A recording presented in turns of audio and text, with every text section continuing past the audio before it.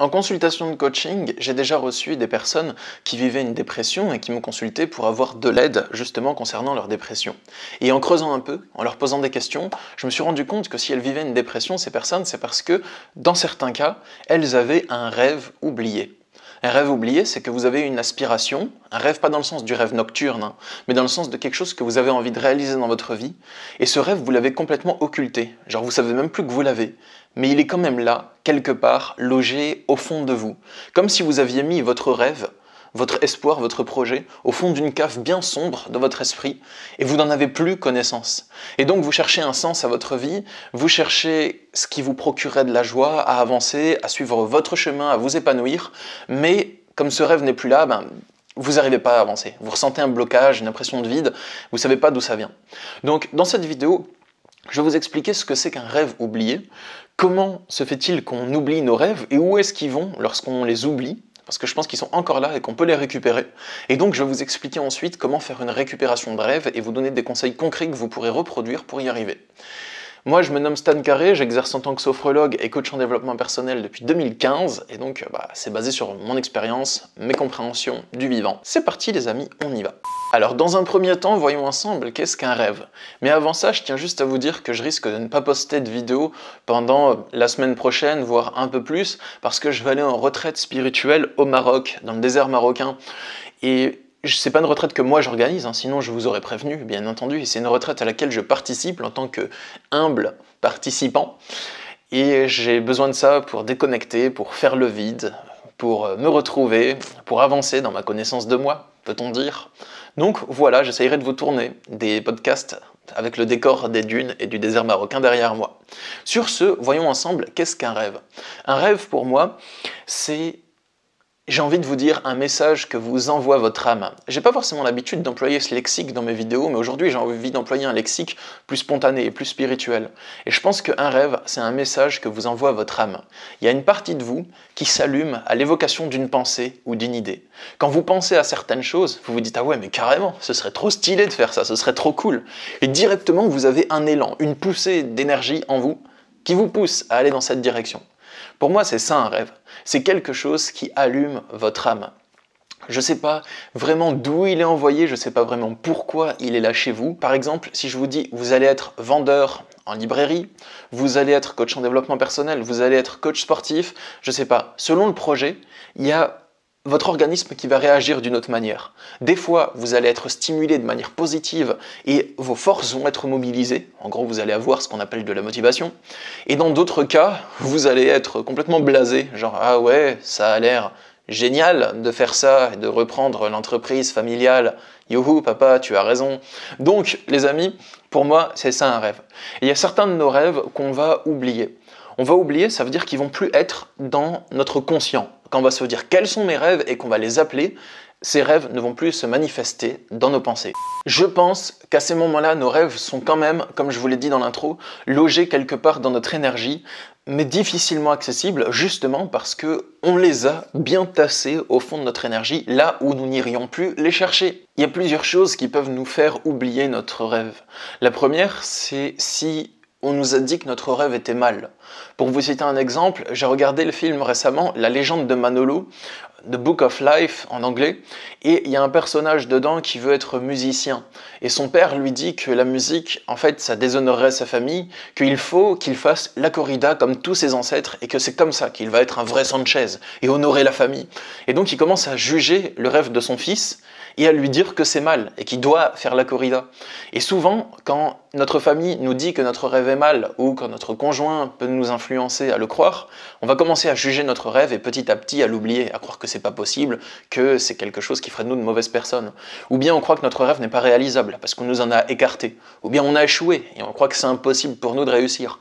Pour plein de raisons, on se dit des fois que conserver notre rêve en notre cœur, ça ferait trop de mal, parce qu'il n'est pas possible, et que seul un fou garderait en son cœur un rêve impossible. Et on l'oublie, on l'enterre, on se dit qu'il vaudra mieux l'enterrer, plutôt que de le garder dans notre cœur. Et donc, pendant que notre rêve est enterré, on vit comme une sorte de nuit noire de l'âme. J'en ai parlé dans ma vidéo sur la nuit noire de l'âme, que vous pouvez aller voir, elle est déjà postée sur la chaîne si vous ne l'avez pas déjà vue. Et on vit une sorte de souffrance silencieuse, comme si on errait à la recherche de nous-mêmes. Mais ce nous-mêmes, on l'a enterré. Et on cherche notre épanouissement et notre bonheur partout dans le monde, alors que notre point de départ, c'est d'enterrer notre rêve, vous voyez. Donc il y a notre bonheur qui est enterré quelque part, et on cherche notre bonheur ailleurs. Et comme notre bonheur est enterré, il n'est pas ailleurs, et on ne le trouve pas, et on erre à la recherche de nous-mêmes sans nous trouver. C'est une longue période d'errance qui fait souffrir. Donc j'ai noté que la deuxième partie de ma vidéo, on l'entame maintenant, c'est comment est-ce que oublier nos rêves provoque la dépression. Donc c'est un constat que j'ai fait, ça c'est mes propres déductions que je vous tire de mon long parcours personnel, de développement personnel, et enfin bon, j'ai que 28 ans, mais j'ai fait pas mal d'observations de moi-même, j'ai beaucoup observé en tout cas, et aussi mon long parcours de consultation de coaching et d'accompagnement des personnes. Je pense qu'il y a un mécanisme précis dans notre esprit. Et ce mécanisme, c'est très très important que vous compreniez. Ce mécanisme, c'est qu'il y a deux choses qui interagissent, qui se stimulent mutuellement. La première, c'est nos rêves. Et la deuxième, c'est la recherche de sens. Et on n'a pas tous ça. Il n'y a pas forcément tous les êtres humains qui ont des rêves. Je pense que la plupart en ont. Moi, je suis convaincu que quasiment tous les êtres humains ont des rêves. Mais qu'il y en a certains qui les oublient et qui les enterrent, et certains autres qui les écoutent, et certains qui les enterrent, puis qui les déterrent au bout d'un moment. Et la plupart des êtres humains, du moins vraiment la plupart des êtres humains que j'ai rencontrés, ont une recherche de sens. Ça veut dire une partie de vous-même qui a envie de trouver du sens à votre existence. Et ces deux choses sont censées fonctionner de pair. Il y a la recherche de sens et vos rêves. Et votre recherche de sens est censée connecter à vos rêves pour trouver un sens. Et vos rêves sont censés réagir aux stimuli de la recherche de sens. Quand vous vous demandez quel sens pourrais-je trouver à ma vie, vous allez forcément entrer dans une réflexion. Et cette réflexion va vous amener à tomber sur vos rêves. Mais en fait, j'aimerais faire ça. C'est ça qui allume mon âme. C'est ça qui me fait du bien. C'est ça qui me motive, qui me passionne. Et donc, l'équation est résolue. Mais si vous renoncez à vos rêves, la recherche de sens sera toujours active. Et comme vous avez enterré la cible de la requête va tourner en permanence. Vous pouvez voir ça comme un système informatique, en fait, comme une recherche informatique. Admettons que vous ouvrez votre dossier sous Windows, et dans ce dossier, il y a un fichier qui s'appelle rêve.mp3. Et ce rêve.mp3, vous allez le mettre dans la corbeille. Mais vous ne videz pas la corbeille, donc il est toujours là. Ensuite, vous allez lancer une recherche dans le dossier. Dans la barre de recherche, vous allez écrire rêve. Vous envoyez une requête à l'ordinateur. Il est censé fouiller dans le dossier pour chercher le fichier qui contiendrait le mot rêve. Mais comme le fichier rêve, vous l'avez déplacé et foutu dans la corbeille, la requête tourne en permanence. Et la requête ne trouve rien. Mais le fichier est toujours là, caché autre part. La recherche de sens fonctionne pareil. C'est une requête que votre organisme émet. Donc c'est pas quelque chose que vous allez vouloir vous de manière consciente, mais naturellement l'individu se tourne vers une recherche de sens. Du moins ça arrive la plupart des cas.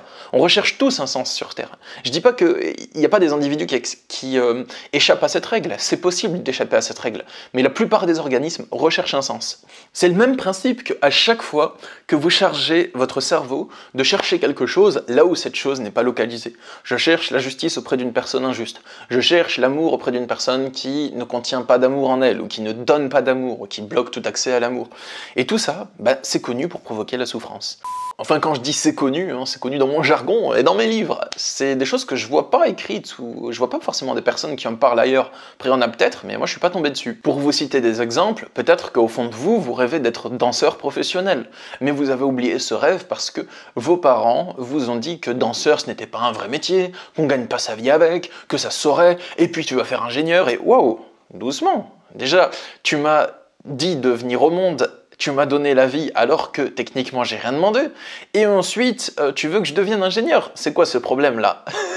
Ou bien, au fond de vous, vous rêvez d'être en couple et d'être heureux avec une femme ou un homme et de fonder un foyer, tout ça, mais vous y avez renoncé parce que vous avez vécu des relations toxiques qui vous ont amené à ne plus croire en l'amour. Vous dites que c'est plus possible, qu'il y a toujours une couille dans le potage, comme on dit, et donc l'amour, vous y avez renoncé, plutôt que de croire bêtement que l'amour était possible et de continuer à souffrir de désillusion en désillusion, alors qu'au fond de vous, vous en rêvez quand même. Donc la dépression maintenant, ce processus peut amener à une dépression. La recherche de sens, vous cherchez le sens, vous ne trouvez pas de sens, petit à petit vous êtes dans une sorte d'amertume ou pensée obsessionnelle dans la recherche de sens, ou bien vous faites tous les jours votre travail, votre vie qui est pas si mal entre guillemets, mais vous n'arrivez pas à trouver une flamme, à trouver quelque chose qui va vraiment vous allumer intérieurement dans cette vie.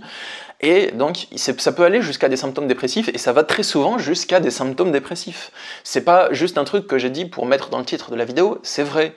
Il y a des personnes qui sont en dépression, qui vivent vraiment une période de dépression, ça devient obsessionnel, vous y pensez tout le temps.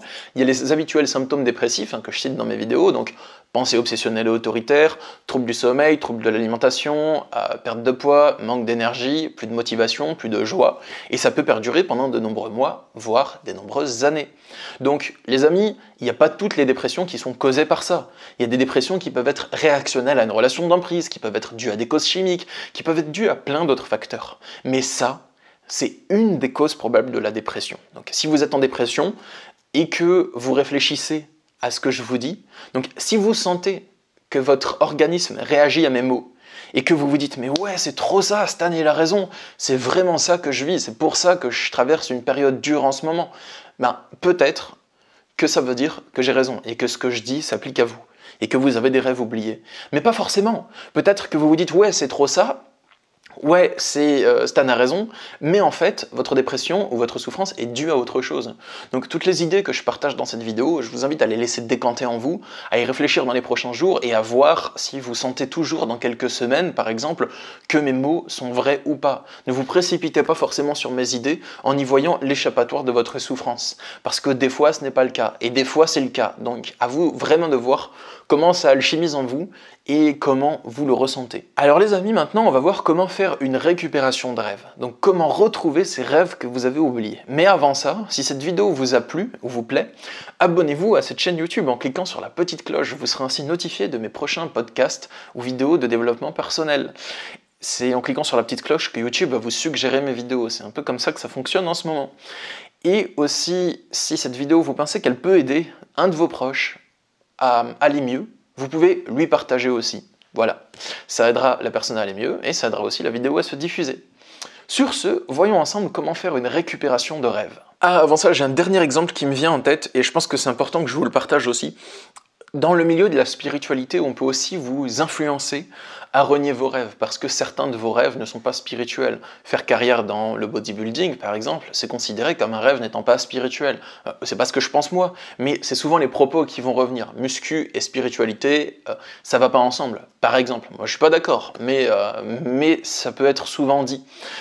Au contraire, même, entretenir votre corps, la muscu, c'est un des trucs les plus spirituels qui soit, dans le sens où ça va vous aider à avoir une connexion à votre corps, ça va vous aider aussi à avoir une discipline, une hygiène de vie qui, enfin, ne pas forcément fumer, consommer de substances, vous coucher tôt, vous lever tôt, bien manger, tout ça, ben, ça aide votre esprit et c'est cool. Ça dépend des proportions, tout ça. Enfin, voilà, c'est une question de juste milieu. Mais dans certains cas, la spiritualité peut vous influencer à renier certains de vos rêves qui sont jugés comme n'étant pas spirituels, mais pourtant, ça allume quand même votre âme et vous culpabilisez d'avoir ces rêves. Voilà pour l'exemple. Donc, comment faire une récupération de rêve? Récupérer un rêve, je pense que c'est un truc qui va pas se faire en une seule fois. Je ne vais pas vous dire, faites ce truc ce soir, avant de vous coucher, vous mettez une gousse d'ail et je sais pas moi, un jus de citron sous votre oreiller, et ensuite vous vous réveillez le lendemain et vous avez récupéré vos rêves. Non, les amis. Et je ne vais pas vous donner des trucs style gris-gris sorcellerie, hein. Je vais vous donner des processus de l'esprit. Mais je pense que dans un premier temps, c'est important de ne pas vouloir récupérer votre rêve en une seule fois, en une seule action, mais plutôt convoiter de le récupérer petit à petit, progressivement. Pour moi, c'est un peu une aventure dans laquelle vous vous lancez. Vous n'êtes pas obligé de vous y lancer corps et âme, de penser qu'à ça, mais d'y réfléchir de temps en temps, d'y penser petit à petit. Et petit à petit, progressivement, vous allez récupérer votre rêve morceau par morceau, comme un puzzle que vous construiriez pièce par pièce, et c'est seulement quand vous mettez la dernière pièce que vous voyez à quoi ressemble l'image et que vous y voyez plus clair sur ce que vous avez construit pendant tout ce temps. Donc, je vais vous donner quelques indications de choses que vous pouvez faire pour récupérer vos rêves. La première chose, c'est où chercher vos rêves. Vous pouvez réfléchir à quels sont mes rêves déjà, parce que c'est par la réflexion que vous allez appeler vos rêves. c'est par la réflexion et l'action que vous allez les appeler. C'est comme si, quand vous vous dites quels sont mes rêves, il y a une espèce de petit magicien en vous qui dit rêve, viens à moi, et qui récite une incantation. C'est pas comme ça que ça se passe, mais c'est un peu une métaphore, une image que je vous donne. Où cherchez vos rêves? Donc déjà cherchez-les dans vos peurs. Parce que souvent, derrière votre peur, il y a un rêve. Vous avez peur de quitter votre conjoint toxique, mais au fond de vous, vous rêvez de liberté. Vous avez peur d'affronter le regard des autres, mais au fond, vous rêvez d'être un orateur, et ainsi de suite. Et des fois, le rêve est caché derrière un énorme boss monster de peur. Ensuite, ce que vous pensez impossible, des fois, votre rêve est là-dessous. Et il y a une question du coach David Laroche que j'aime bien, que j'avais entendue dans une de ses vidéos il y a quelques années. Sa question, c'était « Est-ce que tu es sûr à 100% que ton rêve est impossible ?» Et souvent, on se dit « Non, en fait, je suis pas sûr à 100%. Il y a peut-être une probabilité que ça marche. » Et il avait partagé cette question pour aider à avancer dans ses vidéos. Vous pouvez aussi chercher du côté de ce que vous jugez comme étant mal, comme étant impie, comme étant sale, mais qui vous attire quand même, ou comme n'étant pas spirituel, ou pas bon pour vous, ou moralement incorrect, mais ça vous attire quand même. Et dans le fond, vous faites de mal à personne en le faisant. Après, je dis pas que tout ce qui vous attire, c'est des trucs à exploiter et que vous jugez mal, pas forcément. Mais des fois, il y a des idées intéressantes là-dedans. Vous vous dites, moi, jamais je referai ça. C'est du passé, c'est mon ancienne vie. Mais au fond, vous avez quand même envie. Je parle pas de drogue ici, hein. Je vous encourage à ne pas en consommer d'ailleurs. Mais enfin, si vous en consommez, c'est pas grave, il n'y a pas de jugement, mais voilà. Mais je parle plutôt des loisirs, des activités que vous aviez laissé tomber ou qui ont tout le temps suscité votre curiosité, mais vous vous êtes toujours interdit d'explorer ce domaine. À voir. Après, à vous de voir, hein. Prenez mes paroles comme elles viennent, à vous de les considérer, d'y réfléchir, de voir si vous avez envie de les appliquer ou non. Vous pouvez vous demandez quels sont vos rêves et y réfléchir juste avant de dormir. Vous pouvez même émettre une intention avant de dormir. Donc, juste au moment où vous vous couchez, vous pouvez réfléchir et vous dire « Cette nuit, j'aimerais que pendant mon sommeil, je me souvienne de mes rêves, pas des rêves nocturnes, mais de mes espoirs, de mes projets, de mes aspirations. Et j'aimerais que mon sommeil m'aide à m'en souvenir. » Et si vous faites ça plusieurs fois de suite, je pense que dans votre sommeil, vous pourrez avoir des indications. Je ne parle pas de réciter cette phrase bêtement comme si vous lisiez juste en vous disant « Cette nuit, j'aimerais me souvenir de mes rêves. Bon allez, je vais dormir. » Mais plutôt d'y penser vraiment en fait. De vraiment émettre cette intention, de vraiment le vouloir. Avant de dormir, vous prenez quelques instants, peut-être 30 secondes, 1 minute pour vous dire « Allez, cette nuit, j'ai vraiment envie que mon sommeil me conduise à retrouver mes rêves et mes espoirs oubliés. » Et vous le pensez vraiment, vous émettez vraiment cette envie avec toute votre chair et tout votre être. Le conseil suivant, c'est, alors si vous le souhaitez, approfondir le sujet, j'en parle pas directement dedans, mais dans mon livre « Vivre sans souffrir, un manuel de développement personnel avancé », donc je vous le montre à la caméra, je parle de comment dépasser justement toutes ces peurs, les émotions de souffrance. Donc là, le livre, il apparaît à la cam, voilà. Et dans ce livre, je parle des émotions, de la compréhension de soi. Et justement, je pense que dépasser vos émotions de souffrance, ça vous aidera à retrouver vos rêves plus facilement. Parce que les émotions sont souvent bloquantes, les émotions de souffrance du moins, sont souvent bloquantes quant à la récupération de vos rêves. Parce que vous aspirez à faire certaines choses, mais il y a tellement d'émotionnel, un paquet d'émotionnel tellement lourd, que vous avez du mal à y voir clair. Donc, si vous vous sentez concerné par ces propos, il y a mon livre, le lien pour le choper est dans la description. Mon autre conseil, ça serait de réfléchir à quels sont vos rêves en faisant la vaisselle, en prenant votre douche, en faisant du sport. Ça marche mieux quand c'est un truc en rapport avec l'eau. Donc la vaisselle et la douche, je pense que c'est top. Peut-être même faire le ménage. Et vous mettez rien, peut-être juste une musique d'ambiance mais sans parole, ou pas de musique du tout, et vous y réfléchissez. Et souvent, quand on fait des trucs en rapport avec l'eau, il y a des bonnes idées qui arrivent, comme si l'eau était conductrice d'idées, donc c'est quelque chose que j'ai constaté, que je fais moi-même. Vous pouvez y réfléchir en faisant d'autres choses, en conduisant ou autre. En gros, quand le corps est occupé, l'esprit réfléchit et vagabonde plus facilement que quand le corps ne fait rien. Il y a Miyamoto Musashi, un samouraï des années passées, enfin ou un ronin, on ne sait pas trop comment le nommer, parce qu'il a servi un peu dans les deux camps, on va dire, dans le camp ronin et samouraï, mais, enfin le camp entre guillemets quoi, mais il a dit, c'est important de s'entraîner à laisser son esprit vigilant quand le corps est au repos, et laisser son esprit au repos quand le corps est vigilant. Et c'est un peu comme ça que ça fonctionne. Vous pouvez aussi faire les pages du matin, et écrire des pages tous les matins, le même nombre de pages, et dans ces pages, j'ai fait une vidéo sur ma chaîne YouTube, vous tapez Stan Carré, page du matin, et vous allez la trouver. Mais c'est Julia Cameron qui a donné cet exercice, qui propose que tous les matins, en se levant, on écrive quelques pages, et que ça nous aide justement à faire jaillir notre créativité. Et qu'écrire dans ces pages, ce que vous voulez, vous pouvez écrire n'importe quoi. Développer des idées et des raisonnements, écrire comment vous vous sentez, écrire des histoires, des poèmes, du charabia, des mots qui n'ont aucun sens, bref. Vous pouvez aussi parler de vos rêves avec des amis bienveillants, ça dépend si vous sentez qu'il y a un bon flow dans la discussion, quand vous conversez avec des amis. Vous pouvez en parler avec un life coach aussi, et je dis ça parce que je pense que discuter et avoir une interaction, c'est beaucoup plus facile que quand on est seul. C'est beaucoup plus facile quand vous parlez avec des proches qui sont sains, où il y a un bon flow d'échange dans la discussion, ça passe bien. Et dernièrement, je pense que c'est important de ne pas se mettre de pression dans cette recherche. Ne pas vous dire, allez, il faut que je le trouve vite, rapidement. Non, tranquille les amis, vous allez le trouver petit à petit. Plus vous vous mettez de pression, moins ça marche de retrouver vos rêves. Donc, je dis pas plus vous y pensez, moins ça marche, parce que vous allez pouvoir y réfléchir, et y réfléchir souvent, ça les appelle. Mais si vous vous mettez une pression en disant, allez, il faut que je le trouve rapidement, go, ça marche beaucoup moins. Donc relax, à force de creuser, vous allez finir par tomber sur le trésor. Et une dernière chose, je pense que c'est important qu'une fois que vous avez trouvé les idées de ce que peuvent être vos rêves, vous les notiez pour ne pas les perdre. Vous notez toutes vos idées, et ensuite, vous laissez ces idées décanter quelques jours et quelques semaines. Pas forcément, si vous êtes chaud pour appliquer un truc, faites-le, il n'y a pas de souci. Expérimenter, c'est bien, ça permet de confirmer, de préciser ce qu'on aime et ce qu'on n'aime pas. Mais si c'est des choses qui demandent un certain engagement, vous pouvez y réfléchir pendant un moment. Et voir si vos idées de rêve sont toujours valides quelques semaines après. Et si elles le sont toujours, bien que vous essayez de les chasser, généralement c'est les bonnes idées. Celles de « j'ai envie de faire ça, mais non, je peux pas, c'est trop ambitieux, c'est impossible ». Ça fait des mois, voire des années que l'idée elle est toujours là. Généralement, c'est des idées assez intéressantes à explorer, celles-ci. Donc les amis, si cette vidéo vous a plu, sachez que je suis disponible en consultation de coaching personnel.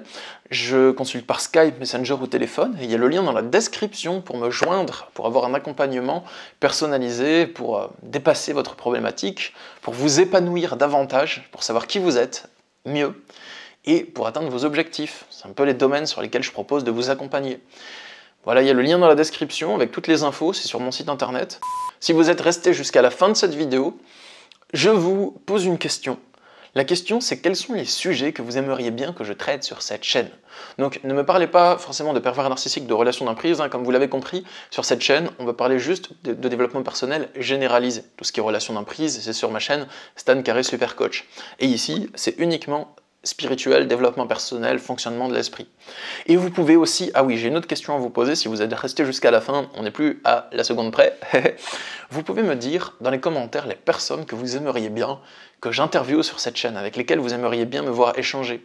Ça peut être des gens qui ont accompli des grandes choses, des gens qui ont simplement une bonne énergie, des gens sympas. Sur cette chaîne, j'aimerais bien interviewer et échanger avec des personnes, mais que ce soit des personnes sympathiques en fait, où il y a une bonne vibe, où on peut bien échanger, où on peut passer un bon moment, vous voyez.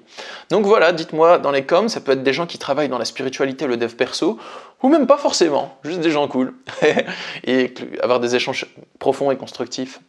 Je vous dis à bientôt, prenez soin de vous, je vous envoie plein d'énergie positive et bye.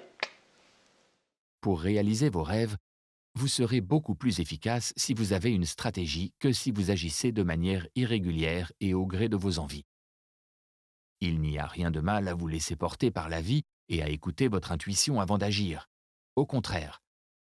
Mais dans le cas où vous êtes déterminé à générer un changement important dans la structure de votre cadre de vie, je vous conseille d'avoir une stratégie pour cela et de ne pas agir simplement à l'intuition.